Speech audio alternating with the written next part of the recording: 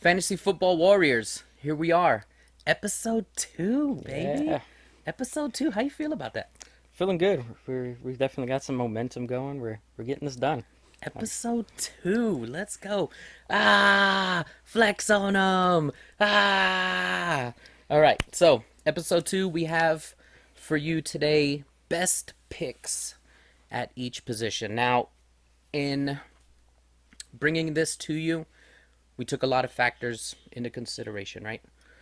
Um, ADP value, um, draft position,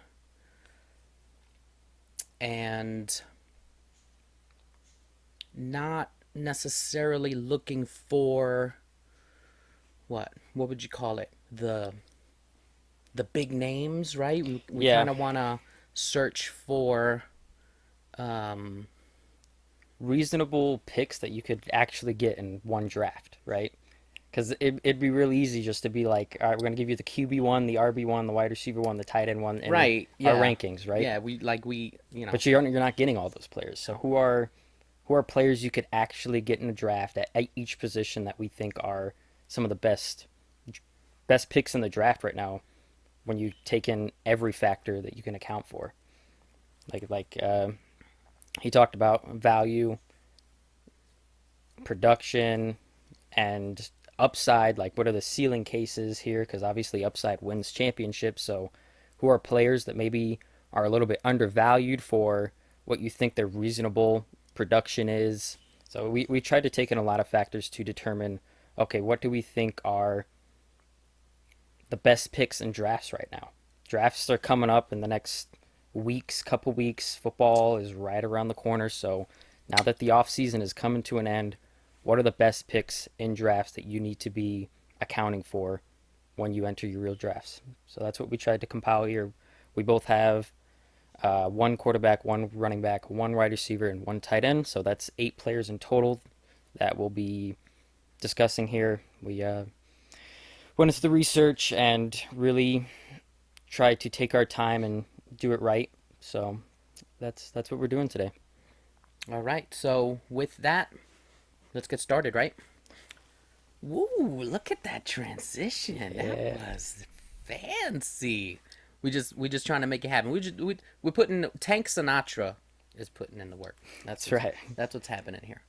All right. So do you want to start off? Start off for us. All right. So now I'll be honest here. We actually both had Kyler Murray as Yes, we did. our favorite pick at the Yes, quarterback we did. position, Yes, we did. but as For the sake of diversity, as men of the right? people, That's right? right. That's We right. decided we would give you another quarterback anyway. So I decided to go with Anthony Richardson, and really, it's quite simple. Elite ceiling is Anthony Richardson. Yes, there is a ton of risk involved Mm-hmm. between small sample sizes, injury. Really, this is going to be his true rookie season, so there are risks, but if we're talking about upside, championship winning upside, he is it. He is the epitome of it. On top of this, per Fantasy Pros strength of schedule metric, he has the sixth easiest quarterback schedule, which is great. That helps out a ton, especially as a quarterback continuing to develop. Yep. So, why does he have an elite ceiling? In the 2 games last season that Richardson played at least 96% of the snaps, he finished as the week's QB4, averaging 25 points per game in those contests. Now, averaging 25 points per game over the season long would have placed him as the QB1 last season, Hands down. right? I think Josh Allen was Josh the Allen. QB1 at 23 or 24 points per Yeah, game. it was somewhere in there. And even with only playing 32% of the snaps in week 2, he still finished with 18 fantasy points. 32% of the snaps, and that still is not a weekly production that you're going to be upset about, right? So it's just that the ceiling is so there for him to be the quarterback one this season. And as we talked about last episode about making your job easy by betting on offenses, evaluating undervalued offenses that could explode, the Colts are absolutely one of those candidates this year. Yep. So if you think the Colts are going to be good, chances have it Anthony Richardson is having a really, really strong season. Yep. And as the sixth QB off boards right now, that is could very well be the cheapest you will get Anthony Richardson in his career. Oh yeah. Next year could be the QB1 is Anthony Richardson you're having to take as high as Josh Allen is right now. This And could be the cheapest. and in you just mentioning Josh Allen, like just think about where you took Josh Allen in the years leading up to his ascension, Yep. right? And then once he hit it, that was it. Josh Allen was a round one, two type of QB that you had to take, right? So,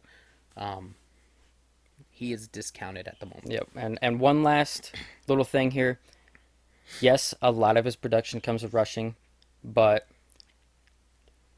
in Lamar Jackson's 2019 MVP campaign, it was very similar because you had a raw prospect who was still developing as a passer, but was an elite rusher. Yep. That is the kind of season you can expect if everything goes right from Anthony Richardson. If you can get that, you want it. Absolutely. So that's Especially the if you case for can Anthony get it. Richardson. What? Round 4 the earliest, round 5 the latest. Yeah, if you can get a value on him in round Right. 5, And for whatever reason, if he drops even lower than that in your drafts, who knows why, right? The Yep. draft is the draft. It's going to play out the way it plays out that day.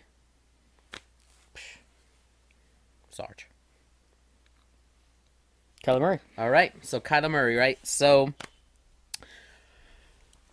as we said, we both had Kyler Murray, right?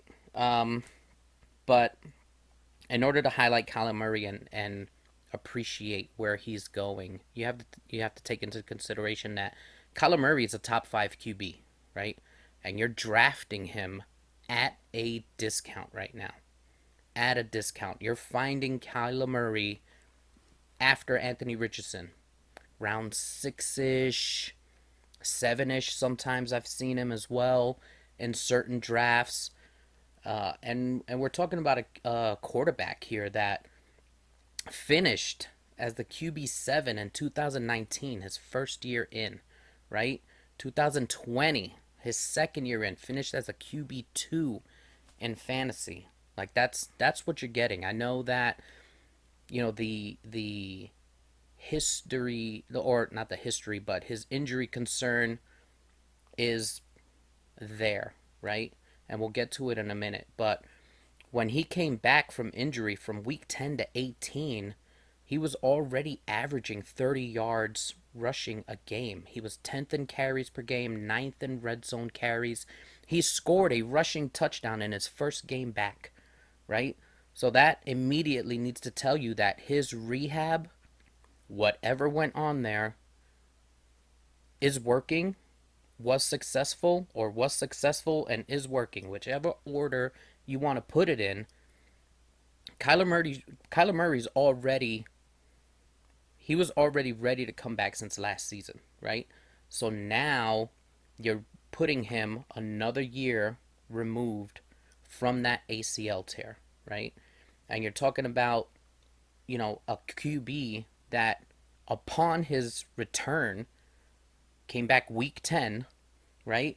Was the QB9 from week 10 to 18 and that's not just during those weeks that he finished as the QB9 in 2023, missing Half the the season. half the season, right? So now, okay. And on top of that, right? Severely limited as far as weapons, right? Marquise Brown was already gone or on the way out, He injury-wise. played, I think, the first 2 or 3 games. Right, so he was there for, a cup of coffee. Okay, great. Then he was out. So now on top of that, he was limited in weapons. Trey McBride was there, but first season, rookie Starting to tight break end, out. right? Just starting to kind of emerge for Kyler Murray, right? He did all of that and still finished the QB9. Yeah. Fresh off the ACL tear, didn't have the beginning of the season, I didn't have mean, a training camp, didn't have nothing. any of the off-season program, Nothing. right? So So now this year, you get a full training camp, right? you get him a weapon, a highly drafted weapon, and Marvin Harrison Jr., right? The top wide receiver in the draft, really, right? Above Malik Neighbors. So, and he's got Trey McBride, year 2, Yep. right? Still ascending, right? So now he's got weapons. He's got a full training camp under his belt. He's another year removed from the ACL tear, right? I mean, right now, like, sky's the limit for Kyler Murray. He could easily replicate his 2019 season where he finished QB 6 or 7, I think he was in there, right? And that's just the projection, right?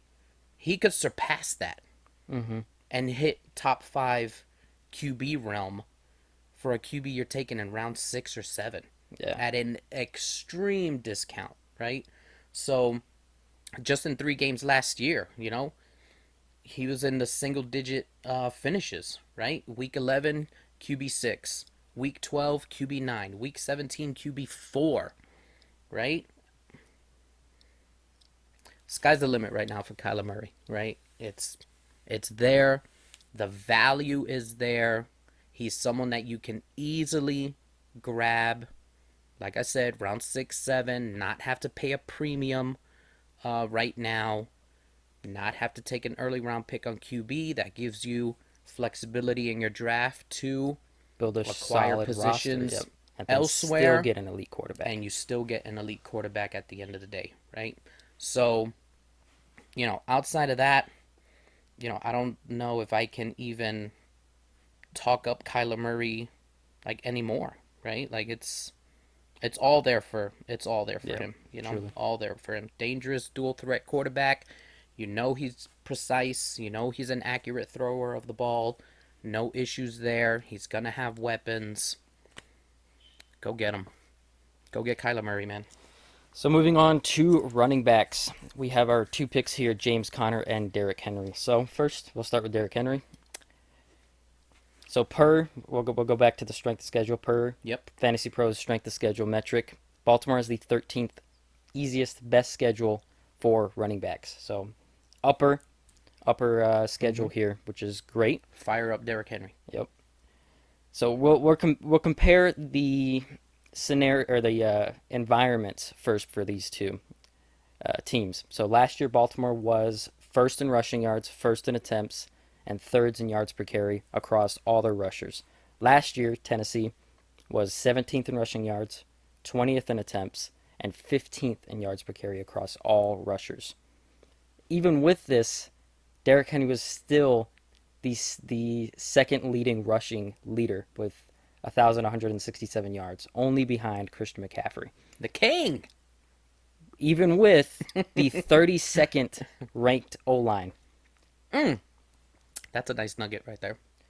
Yards per That's a good before nugget. contact and O-line for Baltimore and Tennessee. Baltimore had 1.9 yards per carry and was the 5th best O-line. Tennessee had 0.9 yards per carry. That's a whole yard less before the running backs were getting hit. And then PFF's 32nd ranked O-line. All that just goes to illustrate how much of an upgrade Derrick Henry got this season. Right. It's Derrick Henry in one of the best rushing offenses in football. It's almost a no-brainer that it doesn't make sense how late he's going, right? Right. This is someone who, since being a starter, has always been a first-round pick. This season, you can get him in the 3rd round at times. He could easily finish QB1. Or RB1. Absolutely. Easy. He has that in his range of outcomes. Well and within. the other thing is Baltimore, all of the competition for touches left. Gus Edwards is gone. Yep. J.K. Dobbins is gone. Keaton Mitchell is coming off an ACL tear. Like, the competition, no one is competing for Derrick Henry for these touches. The And- only other runner they have is Lamar Jackson. Yeah. Really? And it doesn't matter. People might think, oh, he's going to steal rushing attempts. He's going to steal touchdowns. Lamar Jackson he only scored 4 rushing touchdowns last season. He's not going to steal these crazy amount of touches. Baltimore as He's a not vulturing all whole that. had 26 total rushing touchdowns last season, which was the second most in the entire league. I love it. So I it's love all it. there. Situation's going to be upgraded. Offense is going to be upgraded. O-line's going to be upgraded. Derrick Henry is set up to feast. And if you have concerns about his age, he has not showed signs of really slowing down at all. No. And it won't even matter. Even if he lost a little bit of a step, the situation is so good that it'll trump any of it. As we've said, and as many people have said in the past about Derrick Henry, he's built different. He's truly He's built different. truly built different. So, if you wanted to go wide receiver, round 1 and 2, try to get two elite wideouts, you could easily landing Derrick Henry in round 3 is within your range of outcomes if you wanted to try that strategy. So Imagine like a Tyreek Hill, Nico Collins, Derrick Henry start. Like him going that late sets you up for amazing possibilities in terms of a roster build, and you're getting him at the biggest discount of his career Yep. when he's in his best situation. And round 3 may not sound like this big discount, but it is. For Derrick Henry, For Derrick Henry, for it's what a he could do this year, huge absolutely. discount. You're talking about a round 1 running back for the past at least 4 seasons, how many I'd say. seasons, right? Yeah. King Henry. You can get him in round 3. So find him. Go Absolutely. find him. Go find him. Go find him. All right. So I'm going back to Arizona. There's Yeah. something about the Arizona weather this year, right? What do we say about betting on offenses? Bet on the offenses, right? If you feel like there's an offense that's going to do relatively well but is being undervalued, find the players in those offenses, right? So I'm going with James Conner, going back to Arizona.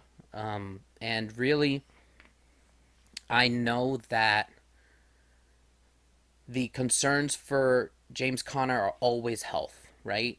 You can bet at some point in the season, James Conner's probably going to miss a few games for you, right? 3, 4, maybe tops. At this point, it's pretty consistent that kind of happens, right? But even with that, you still have a very consistent fantasy contributor every single season.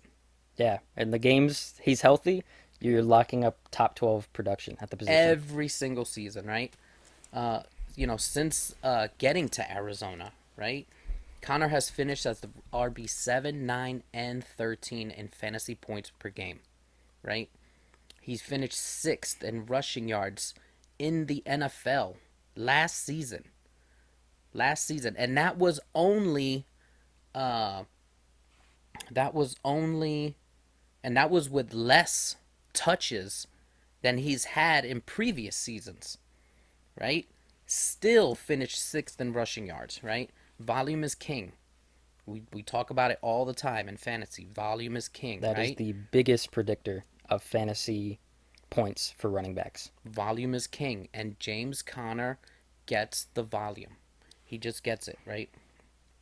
The other 7th in explosive run rate, 8th in missed tackles, 5th in yak. We like the Yay. yak, baby. Give me some yak. Yards after the catch. We love that. That tells me what?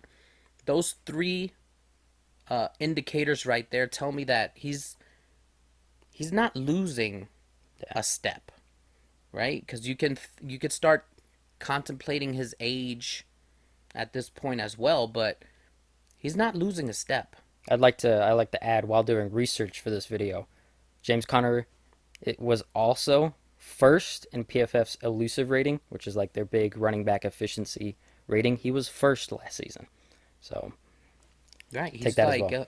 he's like what you want to call it, kind of like that fine wine, right? It's just getting a little better with Yeah, right. age, Okay. you know what I'm saying? You know what I'm saying? So, um,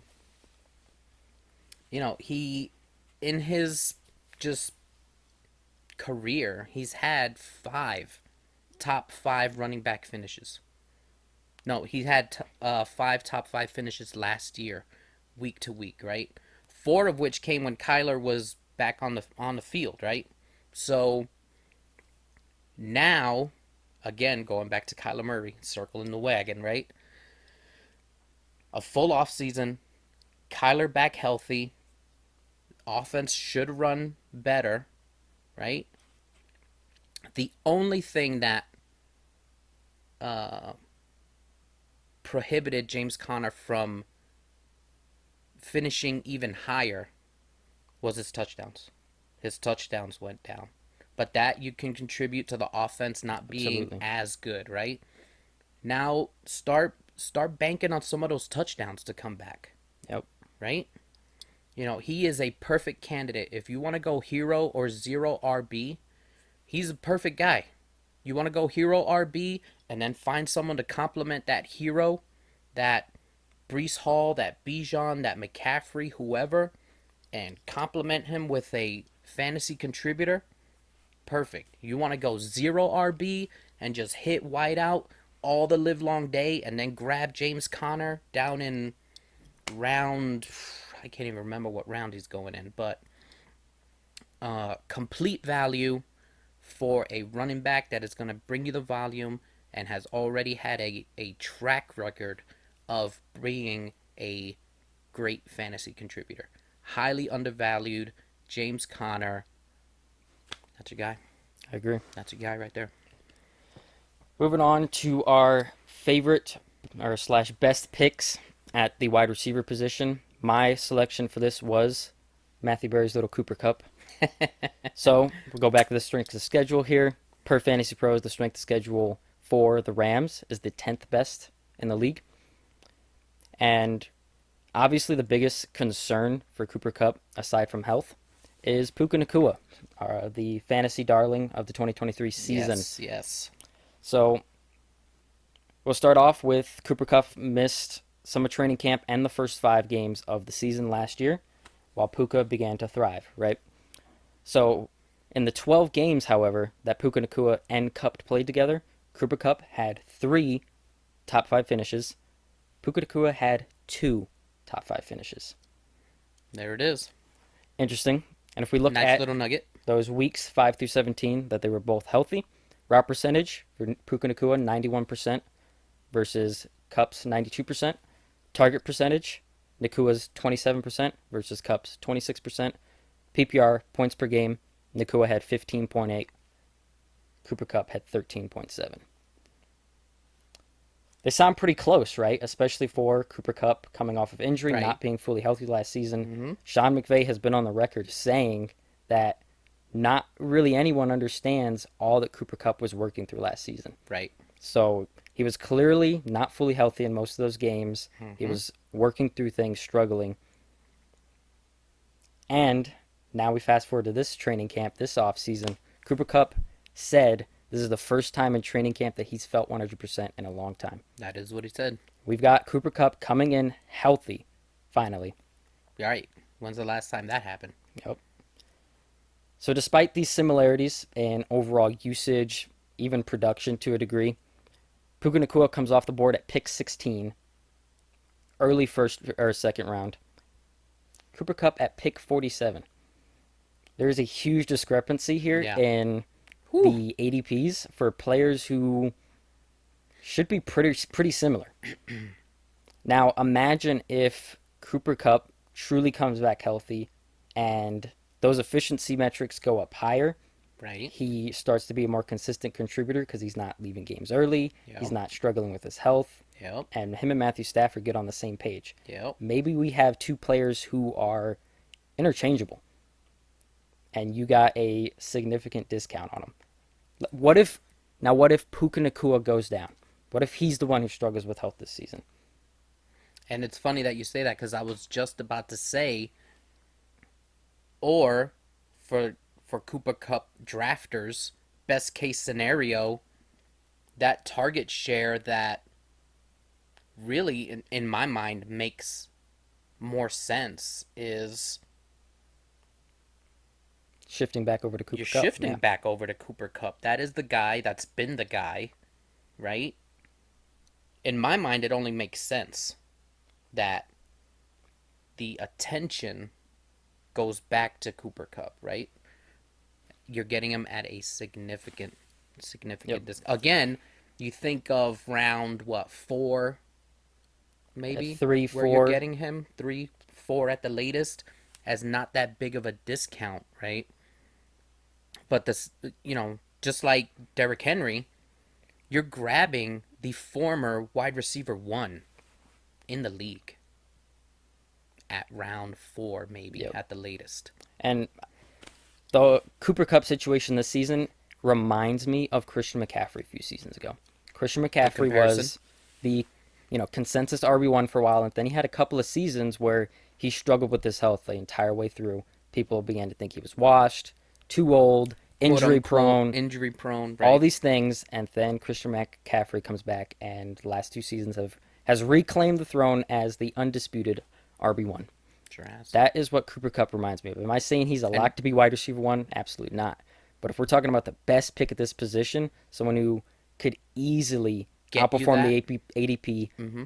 crazy value due to unknowns about the target share, injury history, all of that could go away really quickly, and you could find yourself grabbing a high end wide receiver 1 in the third, fourth round, sometimes later on ESPN. So I truly think he is one of the, and in my opinion, the best pick at wide receiver you can grab when you take into consideration all the other factors, value, ADP, roster construction. Cooper Cup is such a good pick this season. Get him. Yep. Cooper Cup discounted. Why would you not? Right. And again, I can see the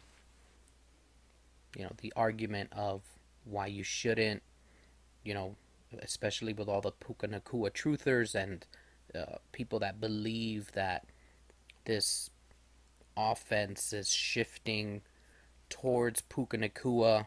Um, I There was just, no evidence of that I last just year. no. That's what I showed there. But There's nothing there for that. So, get yourself Cooper Cup for sure. So, I decided to highlight Calvin Ridley this year. And for me, uh, Calvin Ridley really, value wise, where you're getting Calvin Ridley is kind of a steal. Kind of a steal for me. So we are talking about an elite wide receiver uh, athlete. In 2020, when he was with the Falcons, he finished as the wide receiver 5 that year. And that was, sharing the field with Julio Jones for some during that span of time, during that era. Julio Jones was the wide receiver to have. But sharing time during that season, Julio Jones was kind of often on the field, uh, you know, battling his own injuries and stuff like that. So Calvin Ridley was coming in relief. Sometimes he was the guy. Sometimes he was sharing the field with Julio Jones. But wide receiver 5 was his finish that year, right?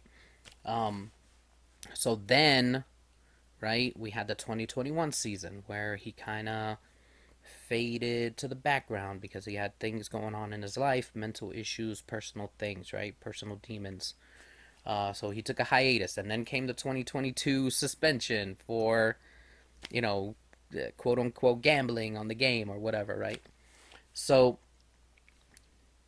comes back 2023, and despite, and we've already talked about this, and I think we touched on it in our first mock draft episode, right? But despite the egregious and criminal usage of Calvin Ridley in Jacksonville, right?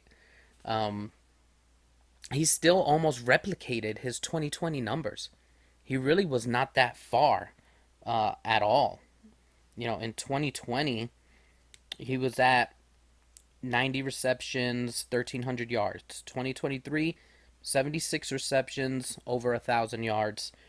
And really, even the touchdowns were still pretty much there. 2020, 9 touchdowns. 2023, 8. He was not far from replicating those numbers in a offense that was just not suited to his talents, right? So, and even during that time, right, he maintained a 71% and an 80% success rate on man and zone coverages. This is not a Scrub. guy, no, this is not a scrub by any stretch of the imagination. And this is not a guy that has forgotten how to play football. This is not a guy who has forgotten how to be an elite wide receiver, right? If anything, those 2 years off extended his life, right? Because he didn't take any tread off the tires during those 2 years, right? This is not a guy that has forgotten how to play the game, right? So finished this year as the wide receiver 17, right? And that was with nearly 1,800 air yards. He already had a 22% target share there, scored eight touchdowns, like I said. Now he goes into a new environment, right? Going to Tennessee, under a new offensive system under Brian Callahan, and lo and behold, DeAndre Hopkins is dealing with a knee injury, right? Who knows if he even starts the season?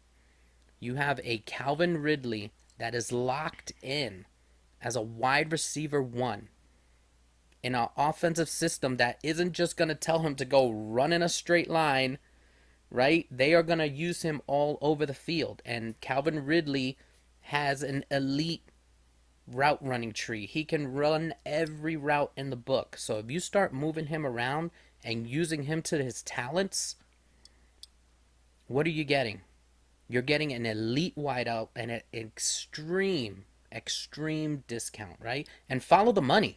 Absolutely. Follow the money. The man got the bag. That's for damn sure. He secured the bag. You're not putting someone on the field for that much money and telling them, "Hey, run to the run to the trash can and turn around." Yeah, for That's sure. not happening, right? Follow the money.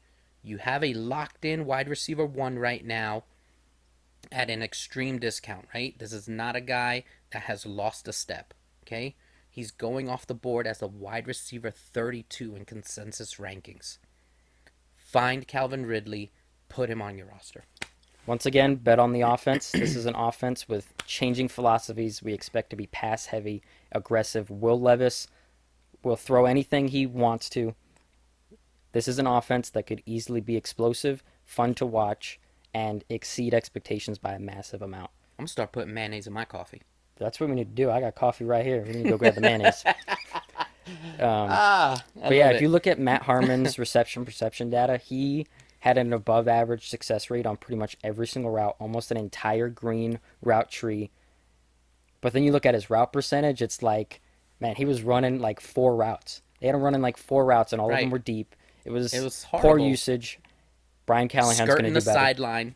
Like that's all it was. Yeah. Run down the sideline, and we're gonna throw it over there, and yeah, we're gonna hope for the best. Calvin Ridley is an elite pick, league winner written all over him.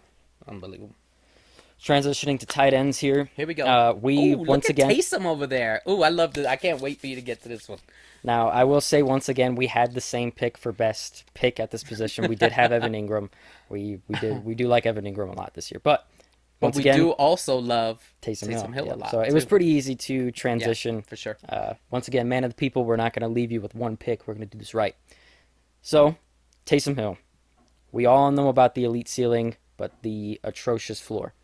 However, in games last year with at least a 34% snap percentage, Taysom Hill averaged 12.2 PPR points per game. This wasn't a small sample either. This was an 11-game sample. That would have been good enough for the tight end 7 in points per game last season. Let's go.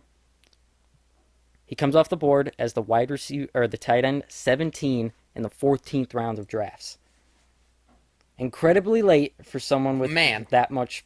We're pretty much saying guys like Mo Alley Cox, like the just no-name tight ends on so many different teams, seriously are going to outscore Taysom Hill. Well, in a way, I don't know. It's kind of understandable in a way because it's what we always talk about, right? It's the consistency of use, right? With Taysom Hill, that's always been the problem, right? So it's easy to just have that mindset and belief that it's just going to be more of the same, right? And here's But where that changes. here it Under comes, new baby. OC, Give him to him, Clint baby. Give it Kubiak, to him. all training camp long, it's been Taysom Hill is the buzz. He's becoming more consistent in his usage, particularly in the backfield. And Clint Kubiak and the new offensive staff seem to absolutely love Taysom Hill. They want to get him involved, and they want to get him involved consistently in all facets of the game that they can. So that is where the ceiling comes in. If this new and expanded role truly sticks, like it sounds like it's going to, you are getting an elite tight end with one of your last picks. You not just an elite tight end, right? With one of your last picks, The value there could be you could absolutely crazy. have the tight end one on your hands. Yeah, because this is not even accounting for the ceiling games, because Right. he passes, he runs, he catches. He has such a high ceiling at that tight end position, coupled with that consistency with the points per game that he can get when he gets a consistent snap share. I would go as far as saying that there is no tight end in the league that can match that nuclear ceiling on a Taysom Hill day. I could see that. I've seen Taysom Hill hit 30 plus points. Yeah, You know what I'm saying? Like didn't happen last year, but no. I'm just saying I've seen it. Yeah. Right? We've So- seen it. yeah, like we said at the beginning of this episode, ceiling wins championship. League winners win championships. You aren't losing your league because a couple of players you drafted busted. You're losing your league because you didn't hit on any league winners. Taysom Hill has that kind of upside with no opportunity cost. None. You're You're missing out on basically someone getting him that's for free. Yeah, That's right what's before you happening. take a defense and a kicker. Like, Yep. grab Taysom Hill. If the usage truly sticks, like the training camp has indicated, all offseason long, league winner. Just like you say, you got to listen to that beat of the drum in the off season, right? Listen to the beat of the drum. Sometimes, and I get it. Sometimes, those things don't come to fruition, but you need to be listening to them. You need to be paying attention, right? Because you could be missing out if Absolutely. you're not listening to that beat of the drum during the off season. And let me just reiterate, he could have been the tight end 7 in points per game off of a 34% snap percentage. Every other tight end going that were top 6 in points per game, we're talking about an like 70-80% snap and route percentage. Absolutely. He was right there amongst them with a 34% snap About percentage. half.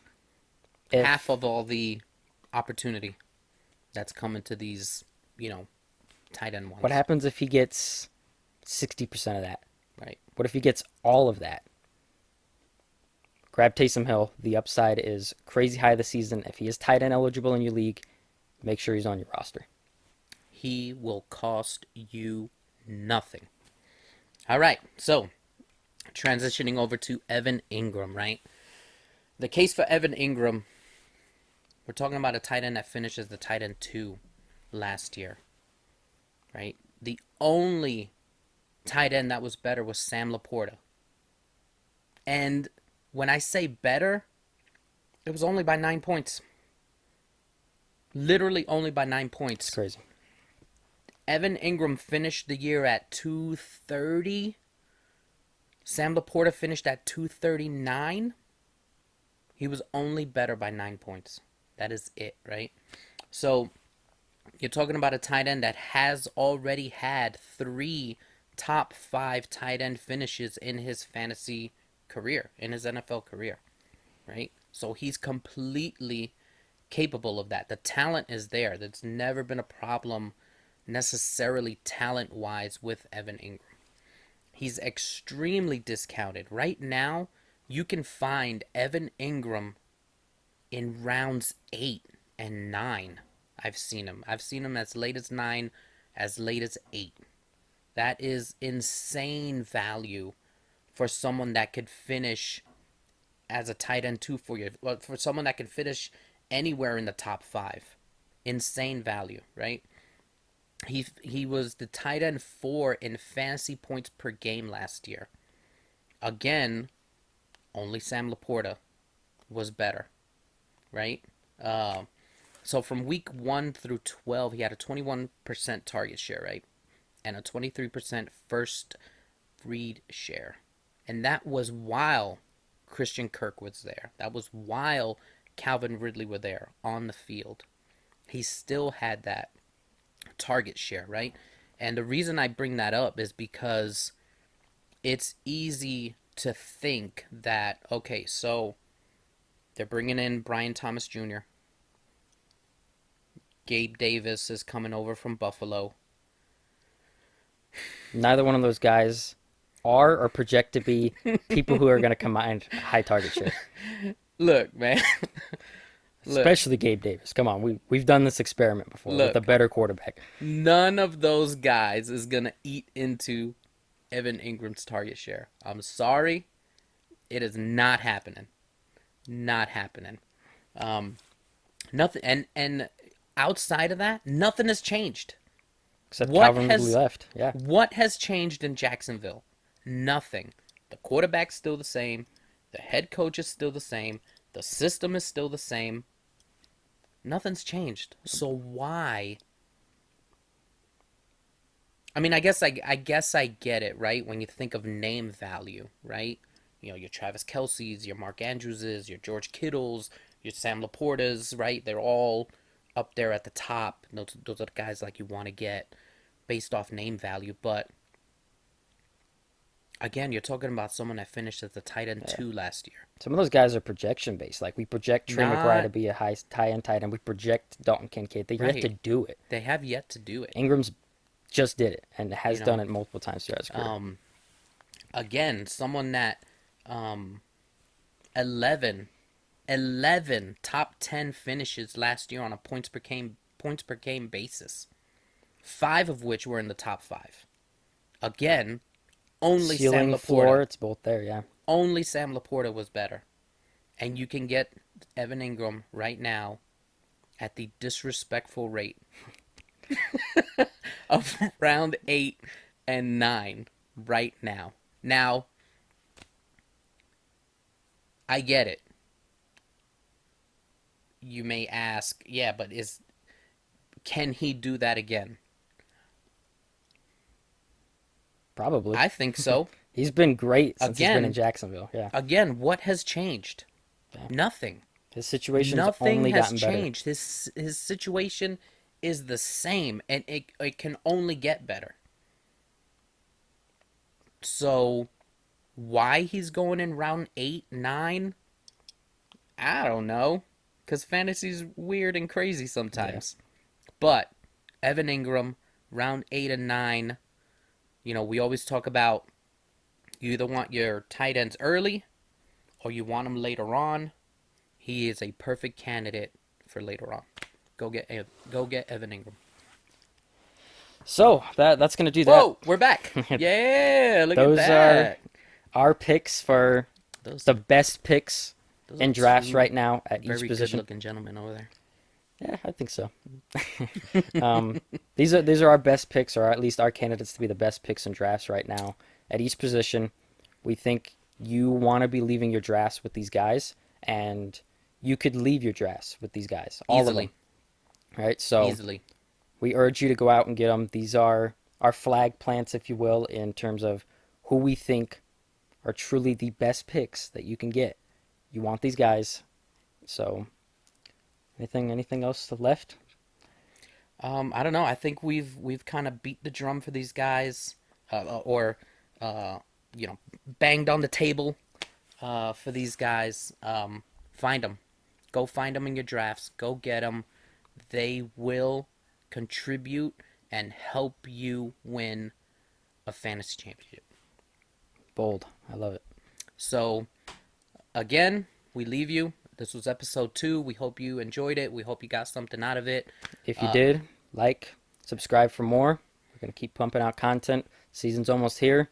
It's prep crunch time, and That's before right. you know it, we'll be doing in-season things, rankings, start sits. So subscribe for more. We got a passion, and we're just gonna keep doing it. Yep. So leave your comments.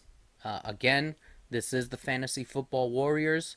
We want to know about your rivalries, the rivalries that are in your leagues. Like I said last time, could be anything. Could be someone that knocked you out of the playoffs. You're looking for some payback. Could be someone that you've traded wins and losses with over the years. What are the battles that you are looking forward to in your leagues this season? Leave them in the comments. Let's talk about them. We're preparing for war. It's That's almost right. time. All right. So for the Tank Sinatra, this is Eddie Bravo signing off. Catch you next time. Go win a championship.